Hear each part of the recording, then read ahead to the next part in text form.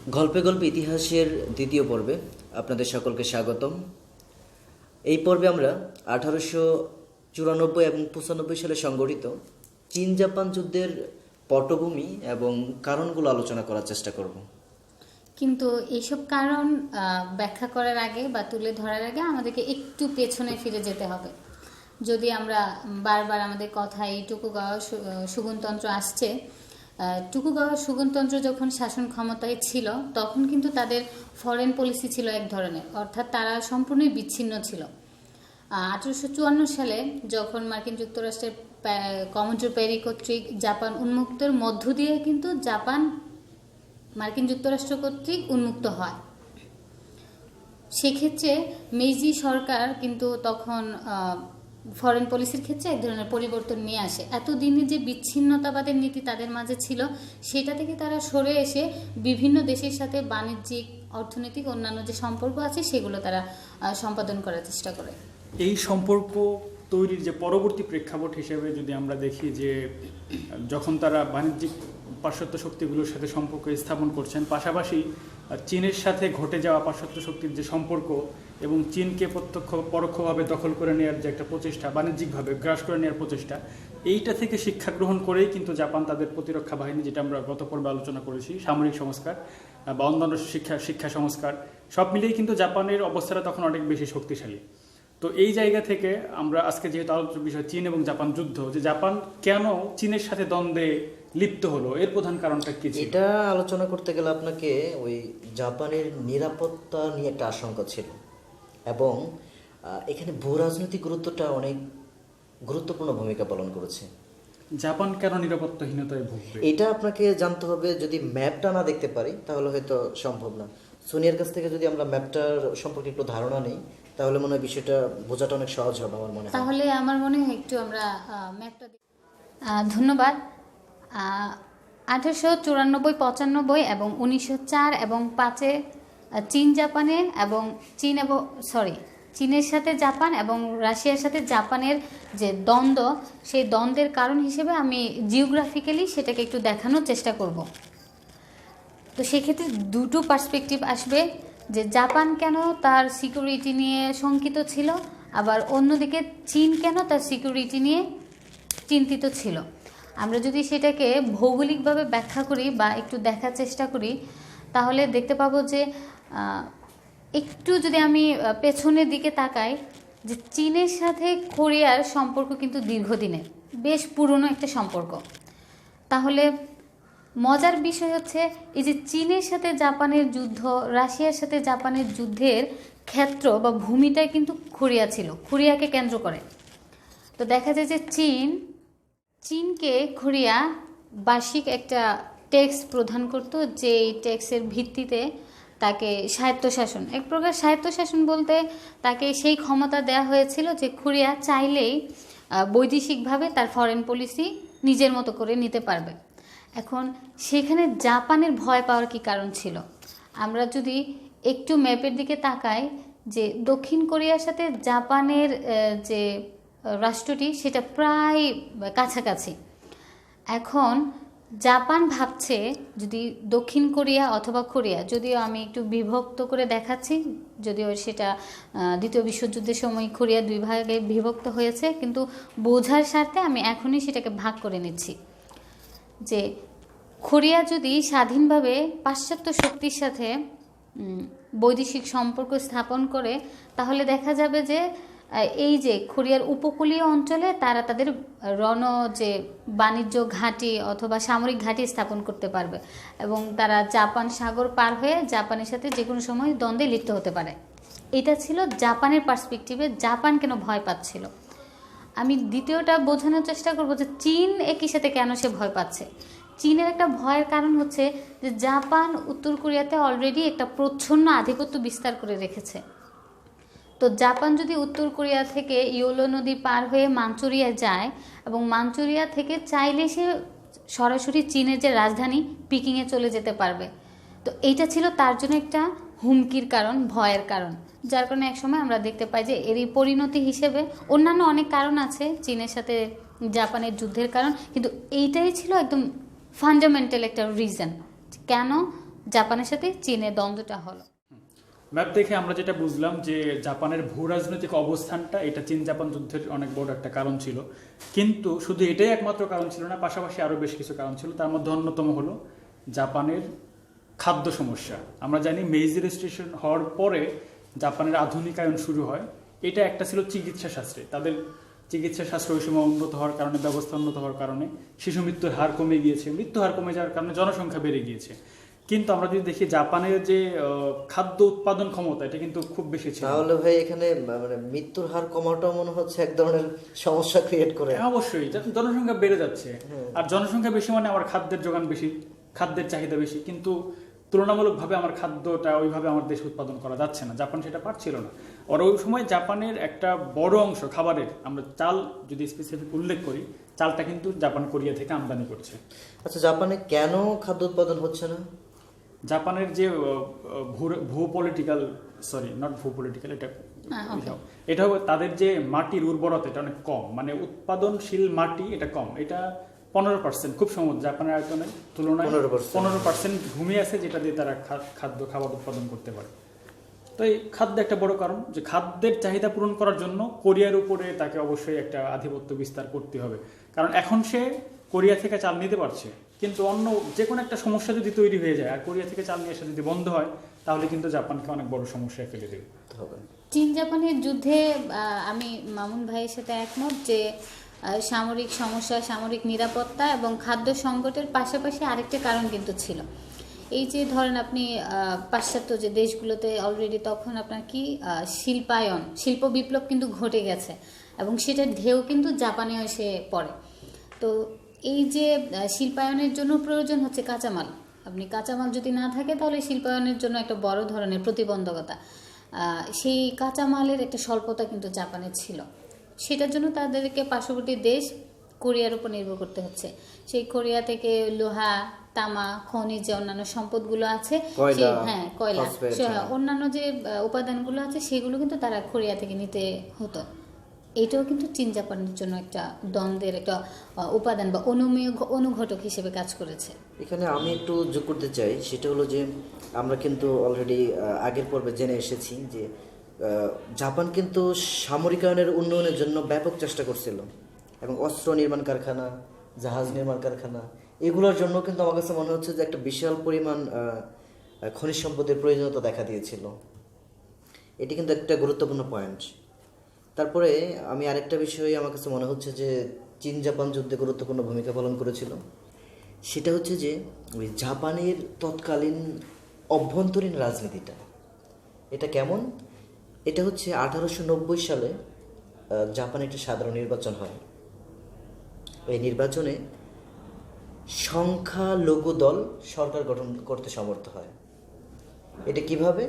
যে জাপানের সংবিধানে উল্লেখ আছে যে একটা দল সংখ্যাগরিষ্ঠ হলেই সরকার গঠন করতে পারবে না। এখানে সম্রাট যদি একটা সংখ্যালঘু দলকেও পছন্দ করে সরকার গঠনের পারমিশন দেয়, তাহলে সংখ্যালঘু দলটাও সরকার গঠন করতে পারে। মজার ব্যাপার। এটি কিন্তু মানে জাপানের সংবিধানের একটা অন্যরকম বৈশিষ্ট্য মনে হচ্ছে, একেবারে ব্যতিক্রম বৈশিষ্ট্য। আমাদের অন্যান্য দেশে যে ব্যবস্থা দেখি তার চেয়ে একটু ব্যতিক্রম। ওই সময় এই ঘটনাটাই ঘটেছিল। জাপানের সংখ্যালঘু দল সরকার গঠন করলো। এর প্রধানমন্ত্রী হলেন ইয়ামাগাতা, যিনি সামরিক ক্ষেত্রে গুরুত্বপূর্ণ ভূমিকা পালন করেছিলেন। এখন সংখ্যালঘু দল সরকার গঠন করলো, কিন্তু পার্লামেন্টে কিন্তু সংখ্যাগরিষ্ঠ যারা, তারা বসে আছে। সুতরাং যারা সংখ্যাগরিষ্ঠ সরকার গঠন করতে পারেনি, তারা কিন্তু এই সংখ্যালঘু সরকারকে বিভ্রান্ত করার চেষ্টা করলো। এক পর্যায়ে ইয়ামাগাতা কিন্তু পদত্যাগ করতে বাধ্য হয় আর কি। এরপরে আসেন ইটো, এবং ইটো কিন্তু ওই সংখ্যালঘু দল থেকে আসেন, যার কারণে ইটুকেও ওই ডায়েটের সমালোচনার মুখে পড়তে হলো। তখন ইটু চিন্তা করলো যে আমি যদি চীন জাপান যুদ্ধে জড়িত হই, তাহলে দেখা যাবে যে ডায়েট তার দেশকে ভালোবেসে সরকারকে সমর্থন করবে, অর্থাৎ ইটু ওই সরকারের স্থায়িত্ব লাভ করবেন। তাহলে বিষয়টা একটু ক্রিটিক্যালি চিন্তা করলে দেখা যাচ্ছে। হ্যাঁ, এটা অবশ্যই। আমরা যদি অন্যান্য দেশের রাজনৈতিক অবস্থা বা রাষ্ট্র ব্যবস্থা যদি বিভিন্ন রাষ্ট্রনায়কের কথা পড়ে থাকি, অনেকেই মানে তাদের নিজের দুর্বলতা ঢাকতে পার্শ্ববর্তী দেশের সাথে দ্বন্দ্বে লিপ্ত হয়েছেন তার সরকারকে জনপ্রিয় করার জন্য, এখানে বাংলাদেশের এবং একটা কথা বলা জনগণের যেতে পারে। সহানুভূতি পাওয়ার জন্য। পাওয়ার জন্য। হ্যাঁ, এরকম ঘটনা ঘটে। এই পর্যন্ত আলোচনা থেকে আমরা যেটা বুঝে ফেললাম সেটা হলো যে এমন একটা পরিস্থিতি তৈরি হচ্ছে জাপানের জন্য যে তাকে অবশ্যই কোরিয়ার উপরে আধিপত্য বিস্তার করতে হচ্ছে। তো কোরিয়ার উপরে আধিপত্য বিস্তারের পদক্ষেপ হিসেবে সে কিভাবে এটা শুরু করলো? কারণ আমরা দেখি যে কোরিয়া তখন সে পরিপূর্ণভাবে স্বাধীন নয়, সে চীনের একটি করজ রাজ্য হিসেবে হাজার বছর থেকে আছে, চীনকে উপঢৌকন পাঠাচ্ছে, বার্ষিক উপঢৌকন পাঠাচ্ছে। তো এইখানে জাপান কিভাবে কোরিয়ার উপরে আধিপত্য, শুরুটা কিভাবে হয়েছে? হ্যাঁ, এখানে একটা বিষয় কি যে জাপান, কোরিয়া কিন্তু ছিল, কোরিয়া রাষ্ট্রটা স্বাধীনও না আবার পরাধীনও না, আচ্ছা, মানে একটা মধ্যবর্তী অবস্থায় চীনের করদ, কিন্তু চীন কোরিয়ার অভ্যন্তরীণ বিষয়ে হস্তক্ষেপ করতো না। কিন্তু এটাই তো হলো জাপানের জন্য ভয়ের কারণ, কারণ অন্যান্য রাষ্ট্র চাইলে সহজেই ওই কোরিয়াতে আধিপত্য বিস্তার করে ঘাঁটি স্থাপন করতে পারবে, ওখান থেকে জাপানের নিরাপত্তাকে হুমকির মুখে ফেলবে।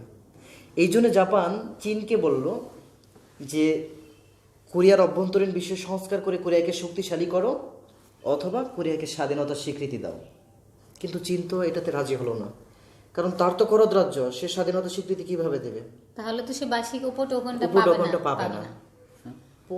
এরপরে আরেকটা ঘটনা ঘটলো 1875 সালে।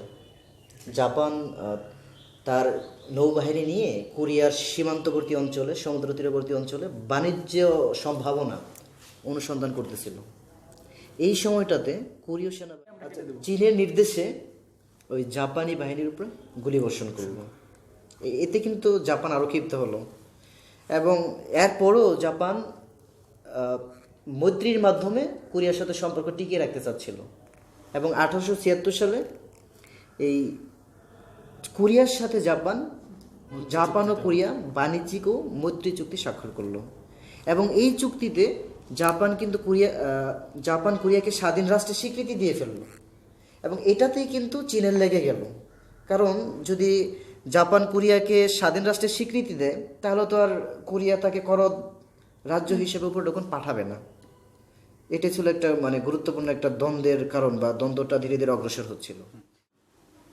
এক্ষেত্রে চীন এবং জাপান যখন চীনকে প্রস্তাব দিচ্ছে এবং কোরিয়ার সীমান্তে বাণিজ্য করা যায় কিনা পরীক্ষা নিরীক্ষা চালাচ্ছে, তো এই পর্যায়ে কিন্তু আমরা দেখি কোরিয়ার মধ্যকার যে জনগণ, এরা কিন্তু দুইটা ভাগে বিভক্ত হয়ে যাচ্ছে, একদল জাপানপন্থী আর একদল চীনপন্থী।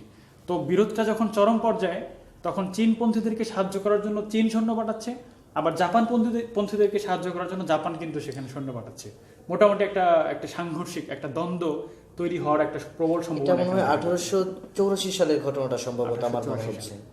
এবং এই ঘটনার কিন্তু অবসান ঘটে 1885 সালের পিএনসিনের সন্ধি অনুসারে, এবং সেখানে গুরুত্বপূর্ণ দুটো বিষয় ছিল যে তাদের সন্ধির একটা জায়গা যে জাপান থেকে যদি কোরিয়াতে সৈন্য পাঠানো হয়, অথবা চীন থেকে যদি কোরিয়াতে সৈন্য পাঠানো হয়, তাহলে দুই দেশকে লিগালি নোটিশ পাঠাবে, এবং দেখা যাবে যে কী কারণে সৈন্যটা পাঠাচ্ছে সেটা কারণ দেখাইতে হবে, এবং যে কারণে তারা পাঠাচ্ছে সেই কাজ যদি সমাধান হয়ে যায়, তাহলে সাথে সাথে তারা সৈন্য মানে দেশ থেকে চলে যাবে আর কি।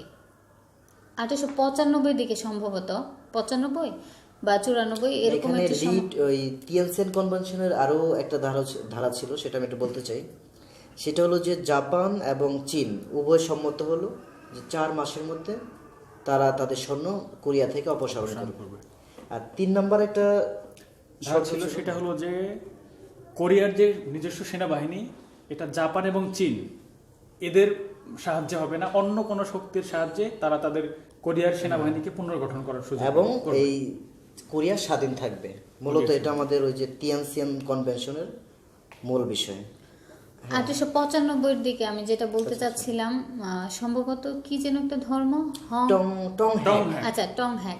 তো টংহ্যাক ধর্মটা হয়েছিল মূলত কুনফুসীয়বাদ, তাওবাদ এবং বৌদ্ধ ধর্মের যে মূল নীতিগুলো আছে সেই নীতিগুলো সমন্বয়ে একটা ধর্ম আর কি।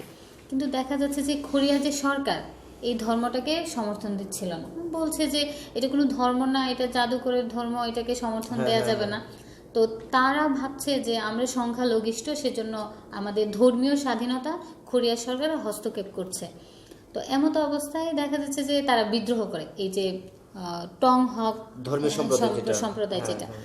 তারা যখন বিদ্রোহ ঘোষণা করে, এমত অবস্থায় এই বিদ্রোহ দমন করার জন্য চীন সরকারের কাছে তারা সাহায্য প্রার্থনা আচ্ছা, করে, আচ্ছা। সৈন্য প্রার্থনা করে সামরিক। তখন চীন সরকার এই যে 3 শ্রেণীর সন্ধির একটা ধারা ছিল যে তারা যদি কখনো কোরিয়াতে সৈন্য পাঠায় তাহলে সেটা জাপানকে অবহিত করবে। কিন্তু দেখা যায় যে এই যে বিদ্রোহ, অভ্যন্তরীণ যে বিদ্রোহ দমন করার জন্য চীন থেকে সৈন্য আসছে, সেই বিষয়টাকে জাপানকে অবহিত করে না, করা হয়নি, হ্যাঁ। যেটা এক ধরনের চুক্তির পরিপন্থী বলা যেতে পারে। এবং ফলে দেখা যায় যে চীন জাপানের মধ্যকার যে সম্পর্কের যে তিক্ততা, এইটা চরমভাবে একটা রূপ নেয়।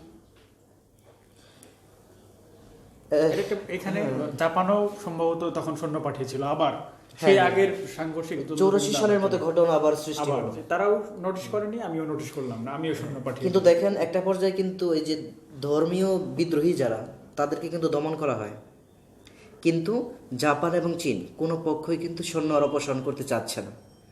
এখন তাদের সন্দেহ যে জাপান যদি তার সৈন্য অপসারণ করে তাহলে চীন হয়তো অপসারণ করবে না। আবার এটা যদি হচ্ছে চীন কোল্ড হ্যাঁ, ওয়ারের মতো কোল্ড মনস্তাত্ত্বিক, ওয়ারের মতো, হ্যাঁ, এবং তাদের মধ্যে বিশ্বাসের অভাব ছিল বলে আমার কাছে মনে হচ্ছে। অবশ্যই যে সাংহাইতে জাপানপন্থী একজন কোরীয়কে চীনপন্থী একজন কোরীয় হত্যা করে। এই হত্যাকাণ্ডও কিন্তু এই চীন জাপান যুদ্ধকে একেবারে সন্নিকটে এনে দেয়। একেবারে ইমিডিয়েট কজ হ্যাঁ, হিসেবে মানে কিন্তু আমরা বলতে বিভক্তি পারি। একটা দেশে, আমাদের দেশে যেটা হয় আর কি, যে খেলাধুলা চলছে, বিভক্তির একটা বিষয়, যে আমি এই দেশকে সাপোর্ট করছি, ওই দেশকে সাপোর্ট করছি, আসলে- তারই একটা ধারাবাহিকতা তখনও কিন্তু কোরিয়াতে ছিল। আসলে সাংহাইয়ের একটা হত্যাকাণ্ড কিন্তু যুদ্ধের মানে কারণ স্ফুলিঙ্গ বলা যেতে পারে, এটা কিন্তু মূল কারণ না, মানে যেটাকে যুদ্ধকে ত্বরান্বিত এটা করতে অনুঘটক সহায়তা মাত্র করে। বলা যেতে হ্যাঁ, পারে। তারপরে দেখো 1894 সালের 1 আগস্ট কাউসিং নামক একটা জাহাজ, এটা ছিল চীনার সেনাবাহী জাহাজ, এবং এই জাহাজে যখন জাপান গুলিবর্ষণ করলো তখন থেকে মূলত আনুষ্ঠানিক যুদ্ধটা শুরু হয়ে গেল। তা আসলে এই জিনিসগুলো, এই ছোট ছোট ঘটনাগুলো যুদ্ধকে ত্বরান্বিত করেছে, কিন্তু এগুলো কিন্তু মূল কারণ ছিল না। মূল কারণ ছিল মূলত আমরা পরবর্তী সময়ে যে আলোচনাগুলো করেছি, যেমন নিরাপত্তা সমস্যা, খাদ্য, খনিজ, এই বিষয়গুলোই কিন্তু আসলে মূল এই ক্ষেত্রে কারণ একটা হয়ে প্রশ্ন দাঁড়িয়েছে। হতে পারে যে চীন জাপান যুদ্ধ কি অনিবার্য ছিল কিনা। আসলে অনিবার্যই ছিল, এবং এটা জাপানের জন্য অনিবার্য ছিল, চীনের ছিল। জন্য কিন্তু না।